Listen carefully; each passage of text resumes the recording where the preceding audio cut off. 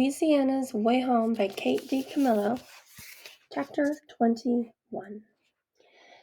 Burke and I were in the woods. We were sitting together under a tree, and Clarence was somewhere where I could not see or hear him. But I knew he was there because he did not ever go too far away from Burke, and that was nice. It was comforting. The sun was still shining, and the world was still spinning, and Reverend Obertask had not removed the curse from my head, but I felt different somehow.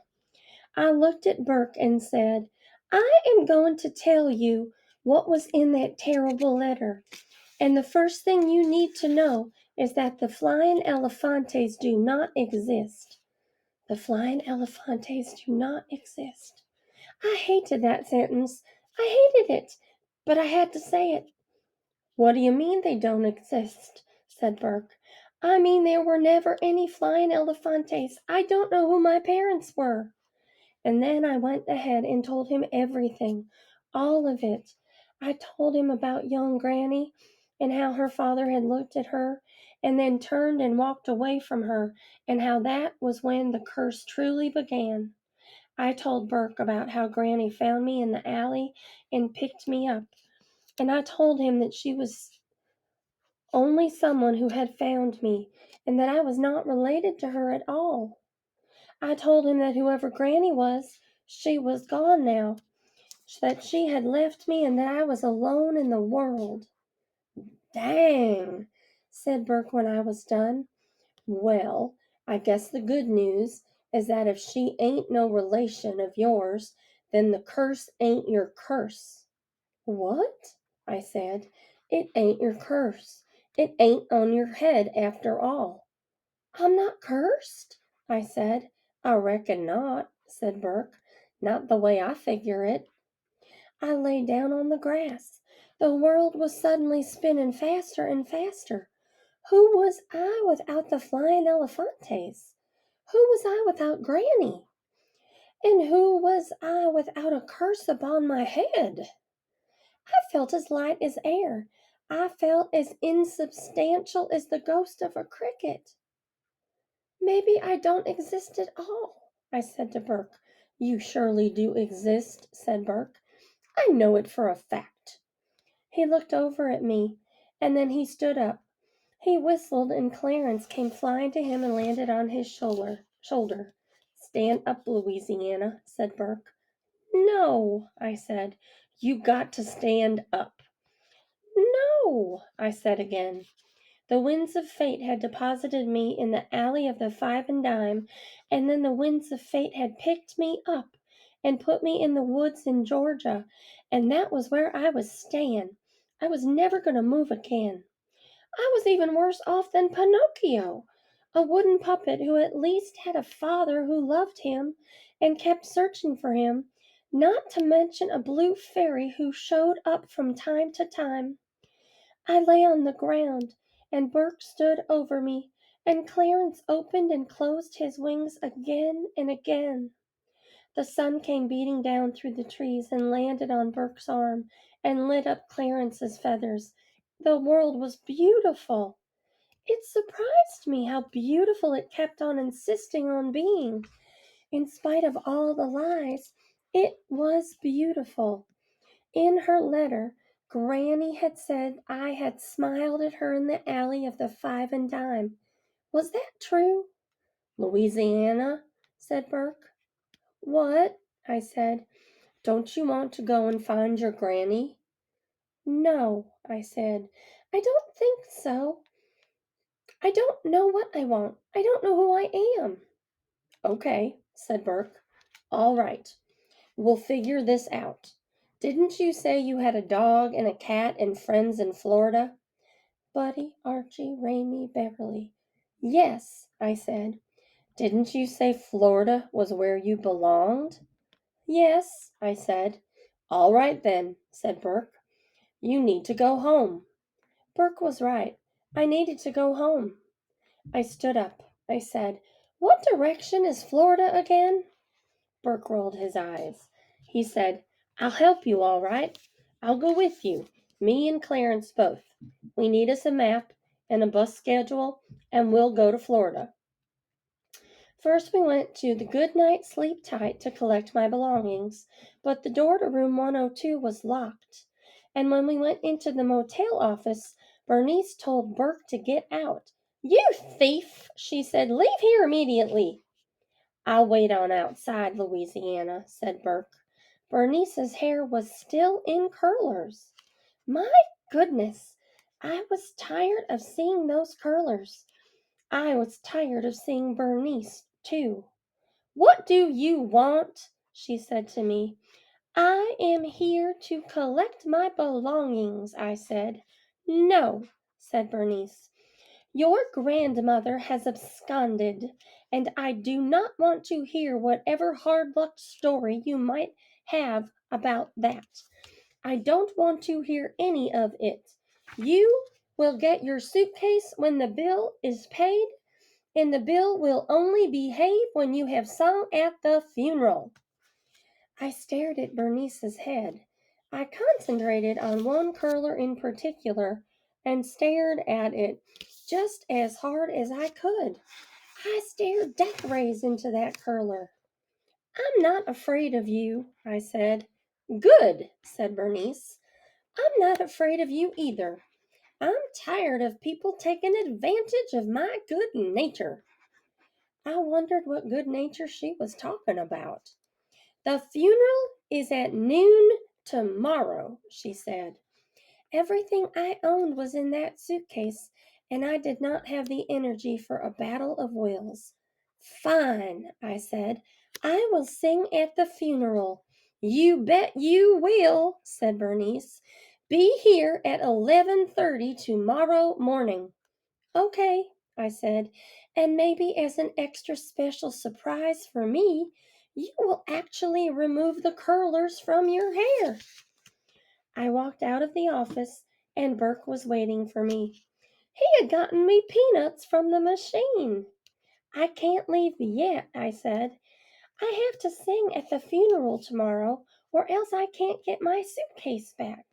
And I can't leave my suitcase behind because I have already left too many things behind." "That works out fine," said Burke. "It'll give us time to plan out the whole thing. You can stay at my house tonight and tomorrow night, and we can leave on early Saturday morning." I said, "Yes, that is exactly what we will do. We will leave." I felt a sudden wave of weariness. My goodness, I was tired of leaving places. For someone who did not actually have a curse of sundering on her head, it seemed to me that I was involved in quite a bit of sundering. Chapter 22. When we got back to the pink house in the woods, it smelled sweet again because Betty Allen was baking another one of her 17 cakes. This one was pineapple upside down. "I have never in my life had a pineapple upside down cake," I said to Betty Allen. "Well, we will have to rectify that, I am sure," said Betty Allen. "In the meantime, I would like it if Burke Allen explained to me why he wasn't in school today." "I was helping Louisiana," said Burke. "You can't keep skipping school, Burke," said Betty Allen. "After a time it will catch up with you, and you will find that life has closed its doors on you. You don't want life to close its doors to you, do you?" "No, ma'am," said Burke. He looked down at his feet. "Open doors," said Burke. "That is what we want. Open doors, doors that are open to us." She put her hand on Burke's head and left it there a minute, and then she turned to me. "Sweetie," she said, "is that the same dress you had on yesterday?" "It is," I said. "My other dresses are in my luggage, and my luggage is currently unavailable to me." "Why is your luggage currently unavailable to you?" "Many terrible and complicated things have happened," I said. "Well, what are they?" I stood in the sweet-smelling house and looked into Betty Allen's gentle face. She looked back at me. I wanted to tell her that I didn't even know who I was. I wanted to tell her that I had been left. I wanted to tell her that she reminded me of the Blue Fairy. What I said was, "Have you ever read the story of Pinocchio?" Bert gave me a shove. He said, "Louisiana's granny ain't feeling good. Can Louisiana stay here with us?" "What is wrong with your granny?" said Betty Allen. "She is having tooth problems," I said, "and she needs some time to recuperate. She is extremely unwell. She is also a liar." Bert gave me another little shove. He said, "Can Louisiana stay or not?" "Well, for heaven's sakes, Bert," said Betty Allen, "of course Louisiana can stay." She kept her eyes on me. She gave me a very serious look, and then she smiled the most beautiful smile, and reached out her hand and placed it on the top of my head, just the same as she had done with Burke. It felt nice. "Thank you, Mamma," said Burke. "Thank you, Mrs. Allen," I said. "Why don't you two go and wash up?" said Betty Allen. "Supper is going to be ready soon."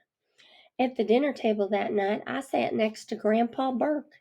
He said, "Look a here, there she is, settin' right at the table as pretty as you please. You need a phone book to set on so you can reach the table?" "Don't pick on her, Grandpap," said Burke. "Pick on her? I ain't pickin' on her. I'm glad to see her is all." He winked at me.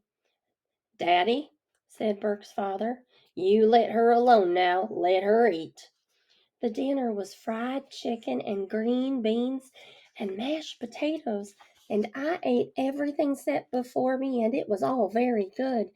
But truly, I wasn't even certain that I was there. I kept imagining the dark alley of the Louisiana Five and Dime. I kept hearing Burke say, "The curse ain't your curse." I kept seeing Betty Allen smile at me. There was vanilla ice cream with chocolate sauce for dessert. We each had our own little cut glass bowl. There were peanuts sprinkled on top of the chocolate sauce. I ate all my ice cream. I scraped the bowl with my spoon, and then Grandpa Burke slid his bowl of ice cream over so that it was sitting right in front of me. I looked down at Grandpa Burke's bowl. The glass was twinkling in the light. It looked very pretty. It was dark outside and there were lights on inside, and the bowl was catching all the light, and everybody was around the table, and the bowl was full of ice cream and chocolate sauce and peanuts, and I felt like I was right on the verge of understanding something. And then Grandpa Burke said, "That's for you, Doodlebug." I stared down at the beautiful bowl, and I started to cry. "Why are you crying?" he said. I shook my head. "Leave her alone, Grandpap," said Burke. "I ain't done nothing to her except to give her my dessert." I was crying too hard to pick up my spoon, and that is something that has never happened to me before. "What ails her?" said the grandfather. "She misses her granny," said Burke. "I do not miss my granny," I said. Grandfather Burke took hold of my hand. In a very gentle voice he said, "Go on and eat, darling. Take what is offered to you." Holding on to his horse hoof gave me some courage and comfort, and after a while I stopped crying and picked up my spoon. "There you go, honey," said Betty Allen. I ate the whole bowl of ice cream without once letting go of Grandfather Burke's hand. "That's the way to do it," he said. "That's just right." The peanuts on top of the sundae were particularly good. The house smelled like pineapple upside down cake. Well, the whole world was upside down, but it was still spinning, wasn't it? Chapter 23. In the morning, Burke went to school. He said he would find the atlas and tear out the map of Florida and locate Lister and figure out exactly how to get there. And Betty Allen washed my dress for me, which was very nice and thoughtful of her. At 11:30 sharp, I walked into the good night sleep tight and turned myself over to Bernice, who did not have her hair in curlers. You can imagine my surprise. I almost didn't recognize her. She was wearing a shiny black dress, and her hair wasn't very curly when you considered how much time it spent in curlers. Mostly Bernice looked annoyed. Well, I was annoyed too. I wanted my suitcase back. I wanted to go home, even though I felt somewhat sad about sundering myself from Betty Allen and Burke Allen, and also from the grandfather Burke Allen, who was very good about sharing his food with me. We drove to the lonely shepherd church in Bernice's green Buick Skylark. Bernice did not speak to me, and I did not speak to her. Bernice and I were never going to be friends, and that was just fine with me. Actually, I hoped that I never had to see her again in my life. I hoped that I never had to see Miss Lulu again either. You are going to sing twice, Miss Lulu said to me when we arrived at the church. She held up two fingers. At the beginning of the funeral and again at the end, you are going to sing the same song both times. The song was Amazing Grace, and it is a song that I have sung 100,000 times before because it is what people always want sung at funerals, and I have sung at 100,000 funerals because it was a good way for that granny person to make some money. Here are the words, said Miss Lulu, if you would like to review them. She handed me a piece of sheet music. I did not take it from her. I know the words, I said. She sighed, and the sigh smelled like caramel. You would think that eating all that candy would rot her teeth out. I hoped it did. I wonder if this child takes her responsibility here seriously, Miss Lulu said to Bernice. I assure you she does, said Bernice. She gave me a deadly look. Well, let me tell you something, said Miss Lulu. I discovered her sneaking around Reverend Obertask's office yesterday with his pipe in her hand. Can you imagine? She's capable of anything, said Bernice. Her grandmother has disappeared, you know, vanished. Left the child here on her own. As far as I can tell, she is staying with the Allens. And as you are well aware, that Burke Allen is nothing but a truant and a vandal, and he will certainly do nothing to further this child's moral education. The two of them went on talking like I wasn't even standing there. Miss Lulu's curls bounced with every word she said. Bernice's fake curls, however, did not move at all. The church was filling up with people, and then Reverend Overtask appeared and said to me, Louisiana Elefante, it is a delight to gaze upon your winsome face once again. Miss Lulu snorted. Reverend Overtask put a comforting hand on my shoulder. He said, Let's get this show on the road. We will begin with the child singing, said Miss Lulu. Just as it should be, said Reverend Obertask. Just exactly as it should be. The light came in through the stained glass windows. Bernice went and sat down, and Miss Lulu began to play the organ, and I stood up there and sang. Miss Lulu's playing was terrible, of course, but it was just not possible for me to sing without putting my whole heart into it. You have a gift, Louisiana, and the more of yourself you put into the song, the more powerful, the more truthful the song becomes. This is what Granny said to me, as if that woman knew anything about the truth. What a liar she was! She was nothing but a liar. Maybe I wasn't found in an alley at all. Who could say? And speaking of alleys, what kind of people put their baby on top of a pile of cardboard boxes in a dark alley? It was terrible. Just as Reverend Obertask had said, my parents were terrible. No real mother would ever leave her baby in an alley. Why, Betty Allen would never do such a thing to Burke Allen in a million trillion years. Oh, it made me so mad to think about it, all of it. But even though I was mad, I put myself into that song. I put every bit of myself into it. There was a rustling out in the pews. It was the sound of people pulling tissues out of their pockets and their purses. They were all crying, and that was good. I wanted them to cry. I put even more of myself in the song. And then I saw something truly terrible. Sitting right there in the very front row was Mrs. Ivy from the dentist's office. Her lips were in a straight line, and she was pulling a piece of paper out of her purse. Oh my goodness, it was the bill for teeth removal. She was waving it in the air. And then I noticed that Dr. Fox was sitting right next to Mrs. Ivy. His little round glasses were winking in the light. He was wearing his dental coat. There was still a spot of blood on it. It seemed like a very inappropriate thing to wear to a funeral. The room tilted sideways, and then it righted itself. My goodness, the church building was like a ship on stormy waters. I kept singing, and then I saw her. I saw Granny.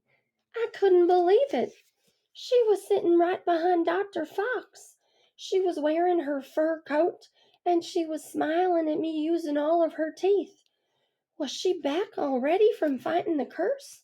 How did she manage to recover her teeth? Was there no ends to her power? Way at the back of the church, somebody went floating by in a flying trapeze kind of outfit, which is also not the kind of thing you should wear to a funeral.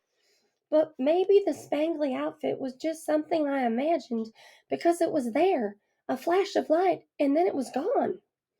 When I looked away from the glittery light and back to Granny, she was still smiling at me. She was sitting up very tall, reminding me to stand up straight, to project my heart into the world. I shook my head. The sanctuary was tilting terribly again.